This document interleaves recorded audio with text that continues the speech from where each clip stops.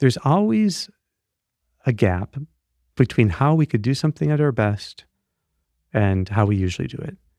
And that is where all of our growth lies. And that's where the ability to put our whole heart into things really lies, minding that gap. And then love is actually what closes it the most. Before we get started, if you enjoy these episodes, you might want to explore more at OptimalWork.com.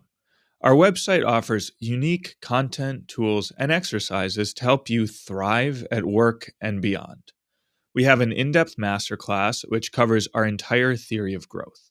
We have daily recommendations for personalized advice, and we have a platform to help groups and organizations learn and practice optimal work together. You can get a free trial at OptimalWork.com.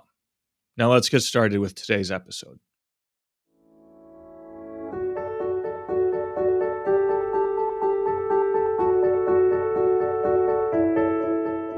Hey, this is Sharif, here with another episode of the Optimal Work podcast, joined by Dr. Kevin Majeres. Kevin, it's great to be back here with you for the fourth and final installment of our series on mastery. Yeah, Sharif, thanks for having me back. I can't believe we're already at episode 4 on this. Yeah. It's been a wild ride. Well, and I don't know, maybe we'll end up doing another one if we raise some interesting questions and aren't able to resolve them in this session. But well, I don't know, maybe we could recap just so that people who have been listening to the whole series get resituated, and people who are listening for the first time maybe get some of the background here. Great. To jump in then. What we're talking about is the ability to do something very well, any kind of task. If you are really good at doing it, you're using in some way a series of steps that you've mastered. If we look more closely, we see that there's this initial phase that relies on your explicit knowledge about how to do something. So before I ever did a therapy session, I memorized what are the steps you do in a therapy session. So now I had no procedural memory, no kind of muscle memory that helped me. But I did have this idea that there's this explicit knowledge, I do these steps. And anytime you're about to do something, if you can lay out the steps just using your explicit knowledge, it's called declarative memory. You've actually achieved that first level then of explicit mastery. So you can produce a series of steps toward the goal of doing this well. The next stage is where those steps have been practiced by doing it a number of times. And as you practice them, you transition from declarative memory to procedural memory. Now it feels a lot more it's implicit. It becomes more automated. It requires much less deliberate thought to be able to go through that series of steps. So again, if you're, say, mastering a new recipe in cooking a dish, well, in the beginning, you have to study the steps, make sure you know them, but you have them all laid out. But as you have done it now again and again and again, you're able to make that implicit, so you don't have to think so much about the steps. You might still have them there for reference, but you don't have to use them as much. Okay, those are the first 2 stages. The great thing about this kind of way of thinking of mastery is it is something that anyone can grow in for any task. If you get into how do you do resuscitation for someone, who is fallen unconscious, well, it's a series of steps. Someone is choking, what are the series of steps? Mastery in medicine, the way I was taught, is knowing the right series of steps. Okay, so how to do it. Now there's, in the end, once you have attained this implicit mastery, the second stage, you are able to more effortlessly do the task. And that is a great thing, because why not have effortless attention? You're far less likely to get distracted or to use what you think of as willpower in doing the task. As soon as you start it, you can complete it. You can work through the steps until completion. The problem with the implicit stage, though, is that you can reach a kind of plateau. Mm-hmm. Right? So, Kevin, and then we're going to get to the third stage. I mean, the third stage is the major topic for today, which is the optimizing stage. But maybe if just really quick, I would like to take a look more at the explicit and implicit stages. Hmm. I forget, are we calling them stages or phases? I don't know. I think it's the same. Yeah. Okay, it's just all the same. We just have to be consistent. But so just connecting it to this idea of deliberate practice, Hmm. and I think that fits in here with the explicit part, or well, how exactly does that fit in? Because it's so important that when people are practicing a Hmm. strategy, that they do so deliberately and that they make sure that the strategy is kind of more or less correct before they practice their mistakes, so to speak. So Yeah. how does that all fit together? Yeah. So I think Anders Ericsson is the guy who rejected the two-stage hypothesis, so that there's only the explicit stage and the implicit stage. And he said that what you see in masters is a continual stretching of themselves, which he called deliberate practice. So the book I recommend for everyone is Peak. It's Anders Ericsson's book. It's some of the data from there got cherry picked and turned into the 10,000 hour rule for how to attain mastery in anything. And so that's not really what he's talking about. And that doesn't even show an understanding of the stages of mastery as Anders understood them. So deliberate practice then is in fact a feature of optimizing this third stage. And he mentioned that he thought that I think he would call the third stage deliberate practice. The other person who is really important in seeing that it can't just be two stages is Mihai Csikszentmihalyi, who is the psychologist most known for his work on flow and the relationship between mastery and challenge in a task and your ability to go into flow while doing it. That also, in fact, requires that there's a third stage. Before we continue, a brief message. If you're benefiting from these discussions, please hit like and subscribe to our channel. Doing so helps us reach more people. So you're not just learning yourself, you're helping others discover a path to growth and flourishing too.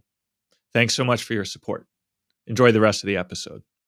Right. Okay. So sorry, I kind of jumped the gun with that question because Mm-hmm. the other question I have before we dive in here to the last stage, the optimizing stage, is just to understand what mastery is, because I could think of, okay, so to give the example of a tennis player, you can think that they might have a strategy as they're learning their forehand for the first time. It's like, okay, plant my feet this way, and then do the backswing this way, and then swing, and then they practice it over time, and they get the back, and then they get the forehand just right, and then Mm-hmm. but they're not like a tennis master. I mean, they might have a good forehand or something, and then the backhand, and Mm-hmm. so, but to be good at tennis means that they're combining all of these sub skills into like a full game of playing tennis, right? So it kind of Mm-hmm. mastery seems to require many different strategies for addressing different types of situations. And I would guess as a psychiatrist, it's kind of the same. Mm-hmm. That Yeah. when you deal with a patient, you're not just deploying one strategy over and over and over again, but a lot of it is figuring out, given the situation, how am I going to approach this? And then maybe you deploy a particular strategy. Yeah, I think that's right. And you can think of it with the piano, for instance. So once you've mastered a particular piece, you're not an accomplished pianist yet. So, but you would think that the ability to play many different types of pieces, that would get you much closer to there. But the highest level is a kind of creative mastery where you can, on the spot, compose your own pieces. And I've known people like that, where they can produce any kind of, you can ask them for, what was it? I remember once there was a student here who we asked him to do the Harvard Fight song, and he could play it perfectly just from having heard it at a football game. And then we asked him to do it in the style of Bach. This was a group of friends, and he's completely transformed it into this Baroque harpsichord piece. It was absolutely incredible. But he could play anything, and he could compose on the spot, and you could tell him a mood you wanted. He could compose in that mood. So that's a very high level of mastery of piano, and that's what the great composers had, for the most part. So So I think that there are these marks that you get more and more flexible and creative in deploying strategies. And that then shows itself in being able to kind of chart new territory and come up with new genres. And that's what the real leaders in the field are able to do, is to create new ways of helping people or of understanding something or of performing something. Yeah. Okay, great. So, and then as you've kind of, I think you pointed this out maybe in the first episode of the series, but that just mere technical mastery is not for you like the height of mastery. It's not as Yeah. if the whole point is just to improve technically over and over and over again. But we're also talking about, improving how we serve others, the qualities with which we perform Yeah. the work, and so And on. that's what's so important to the last stage of optimizing, is that in fact it's not just the work that's being done. That's not what's being optimized. It's you that are being optimized. It's your bonds with others that are being optimized. So even when we think of optimal work, we're talking about being able to work at that level of mastery. But then that's what produces the best version of you too. Right. Okay. Yeah. So, okay. So I think that's the perfect segue then to kind of dive into this optimizing stage of mastery. Um, so yeah, where do you want to start? I guess maybe the first Hmm. place to start is just my challenge to you, which is, do we really need a third stage here, or Hmm. can we just think of it like we have an explicit strategy that we practice and it becomes implicit. And then when we reach like a certain level there, we just go back to explicit and we say, okay, now how can I improve the strategy by tweaking these steps in these Hmm. explicit ways? And then I practice the new strategy until it becomes implicit. I mean, so is it just Hmm. this constant back and forth between explicit, implicit? Yeah. Or is there In something fact, I different think going that on? the last stage, the optimizing stage, at one level could be understood as an iterative combining of the first two. Now, we don't have that many forms of memory. We have declarative and we have procedural in this context, this way of slicing it.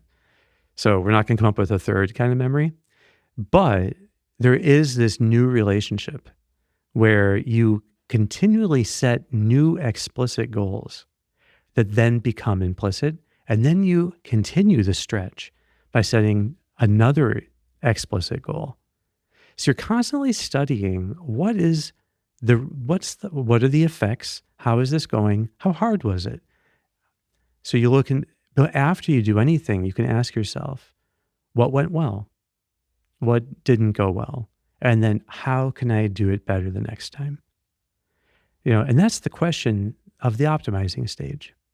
So you're always trying to look at reality, because when you're making steps, when you're modeling how to do something, that's very much in your head. It's very left-brained, that you just come up with, okay, here's the steps. This is the algorithm. So that kind of algorithmic thinking is very characteristic of the left brain. But that is what gets utilized for right brain ends. So if the explicit stage lays out you're doing step by step, the implicit is how you do it to get better and better. But the real why you're doing it and then how to deepen that actually comes from, that's a right brain thing. And it means looking at reality and then how do you keep tuning better the way you're doing this. Another way of thinking of it is, before you start anything, it means asking yourself, what would be the very best I could do in this? Right. So think of like a time you're going to be sitting down to work, or think of a time you're sitting down to do, say, a time of meditation, and ask yourself, what would my very best look like in this? Now, that image, that's the koan, that's what you're going to be aiming for. But between that and your usual way of working, your usual way of speaking with this friend, your usual way of meditating, between this, what it could be, and what it typically is, there's a gap. That gap is what you have to always keep in mind. I've never actually been on the British subway, but I understand that it always says mind the gap. But I think of that all the time. that you're thinking of what could be the highest hope I could have for doing something versus my usual way of doing it. The thing that happens with the implicit stage of mastery is it becomes work as usual. That's the whole point. Then you need to be thinking anew. Okay, how, like looking at the results you're getting, looking at what would your best time of work or meditation or prayer, what would it look like?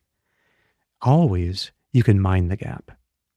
And that's what you try to then use to set some goal for how you're going to be in this. And that will almost always be a quality goal. That there's some kind of skill or ideal or bond you're going to seek to deepen as you do this thing. That's what would actually make it your best. Because just being more efficient or productive or faster, the quantity goals, they don't really work except as a kind of synecdoche. Like, okay, I'm going to try, like writing 2 pages an hour on the thesis might just mean being ordered, working with intensity, not giving in to distractions. It might mean all these other things. But I don't think that quantity goals in themselves are motivating. And I don't think they contain anything for the right brain to appreciate and strive for. But in fact, the right brain is what has the deepest reserves of dopamine available for it. Mm-hmm. Okay, so I think you've changed a little bit the way I was thinking about it. So you, I guess in the first 2 stages, the explicit, the implicit, you're thinking that, okay, I have a list of steps here that I'm following. And the steps are typically some kind of like outcome or thing you want to do. Like I gave the example of the tennis, but he's like, plant my feet, back swing, forward, keeping my eye on the ball or whatever it is. So those are all very kind of just outcome-based sub-steps kind of, or steps of your strategy. But now you're talking about as you enter the optimizing phase, it's kind of like you got liftoff and you're setting new types of steps where it's more about the quality and not the particular step that takes you closer to a goal of getting something done. So you're talking about... Exactly. Yeah, okay. So this is a new way of thinking now. So mastery then, there's a basic level of mastery that becomes the vessel for the heart, that allows you to actually put your heart into how you do something. Think of even playing, so that there's a certain baseline level of mastery needed. I'm playing the piano, let's say, that where then you can start putting the heart into it and you can make it more expressive. There's an actor performing their lines that first there's like getting the lines right, and then being able to deliver them well, deliberately, and then more and more making it implicit. But then there's this whole other thing, which is putting their heart into the performance. So the heart really is the mobilizing of the whole person in the pursuit of a goal. And only some goals are actually worthy of the heart. And those are not about doing, they're more about being. And explicit and implicit mastery is only about doing. But that's why it doesn't change you. To be able to to be able to just get through, you think of a clerk in a store. Well, they might be good at knowing this is how we greet people. These are the steps. This is how we try to talk to them, to sell them, the clothing, so it's a clothing store. And then you'd want that to become more second nature, where now it feels pretty smooth. But then the question is, are they really putting their heart into it?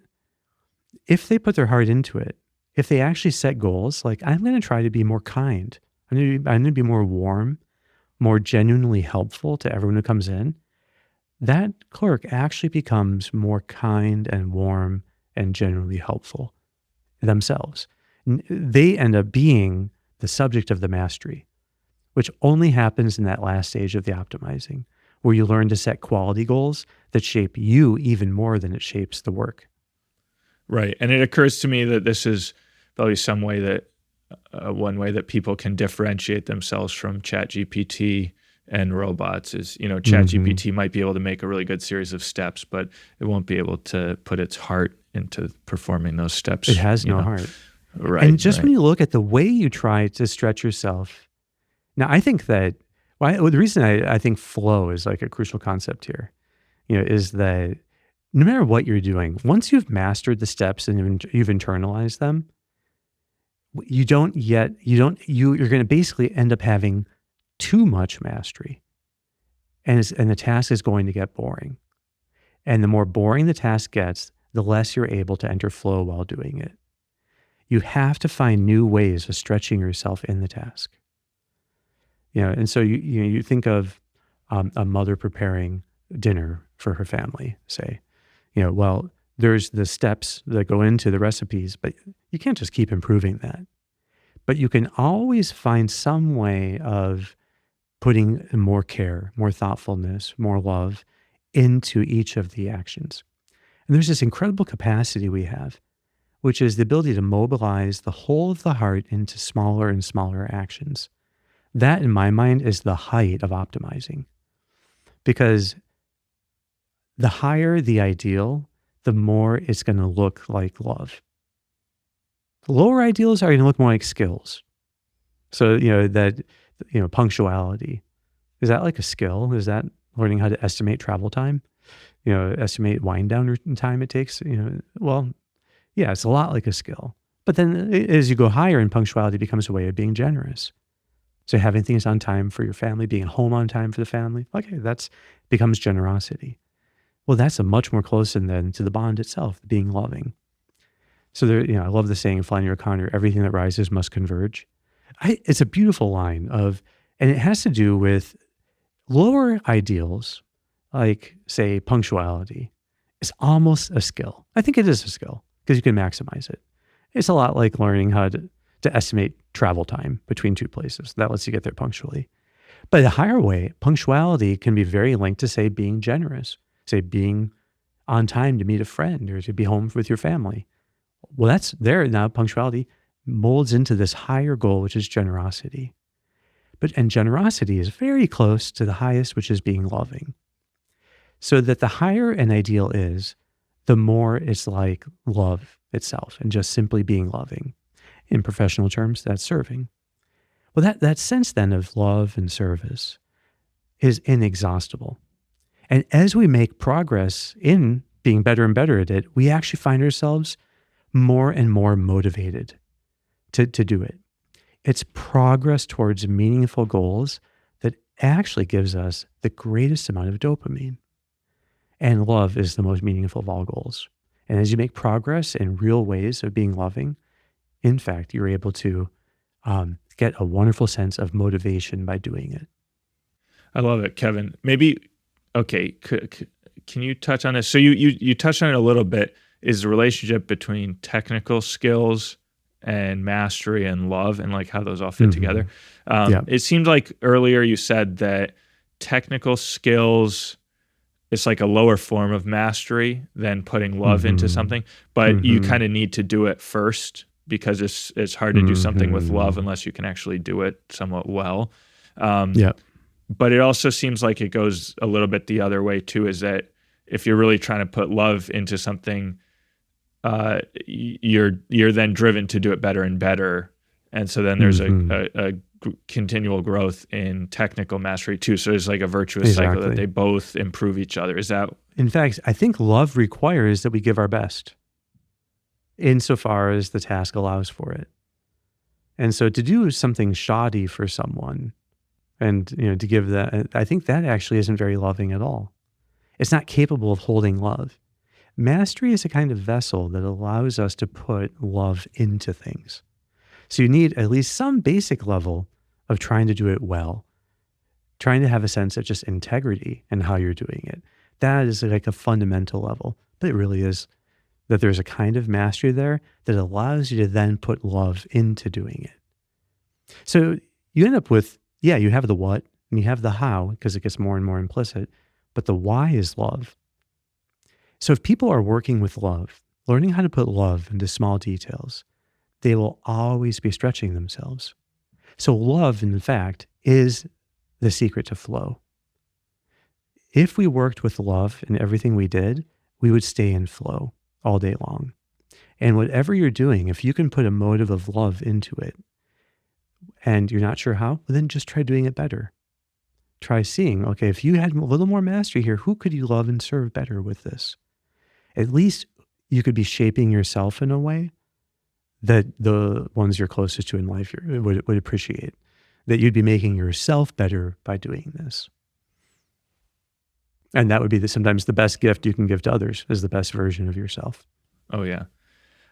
Kevin, that kind of exhausts the questions I have for you today, and we're getting close here on time. So I don't know if you have any. I think this question, just to highlight that there's always a gap between how we could do something at our best and how we usually do it. And that is where all of our growth lies. And that's where the ability to put our whole heart into things really lies, minding that gap. And then love is actually what closes it the most. And I said we're out of time, but just to follow up, I was just talking to some people yesterday, and I was just trying to emphasize, and I think it was a new idea for them, was the moment that you sit down to work. Really taking advantage of that and seeing that as such an important moment when you're going to set the trajectory for the next, 30 minutes, 45 minutes, up to an hour, 90 minutes or whatever it is, however long you're going to work, that when you sit down, really taking the time to, call to mind that ideal that you want to be living and how you want to do the work. Yeah. And one of the most rewarding experiences is seeing that you can actually serve people, even in very simple ways, but they're completely noble, and they're ennobled by the love you put into the service. It's not the outcome that determines the nobility of a task. Think of Jiro and the way he made sushi for people. From my favorite documentary, Jiro Dreams of Sushi. Exactly. Yeah. I think Jiro dreamed of loving people by giving them the very best sushi. That Jiro was actually giving himself to people.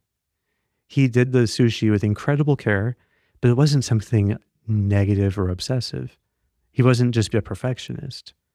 Actually, he was living generosity and service to a very high degree, even though it was in something very small and everyday, like sushi. But then he, in fact, made the most remarkable sushi. He actually learned to take something ordinary and make it extraordinary, even on a human level. Like, it's the best sushi ever made, as far as we can tell. But I think that there is a sense that no, even if that hadn't been attained, you can still do it with extraordinary love. Wonderful. Well, Kevin, I think that's a great note for us to end on. All right, sure. Until next time. Okay, we'll be back next week. Thanks for tuning in to today's episode. If you enjoyed our conversation and you're looking for more in-depth guidance, check out OptimalWork.com. Our platform of content, tools, and exercises that will help you thrive at work and beyond. See you next week.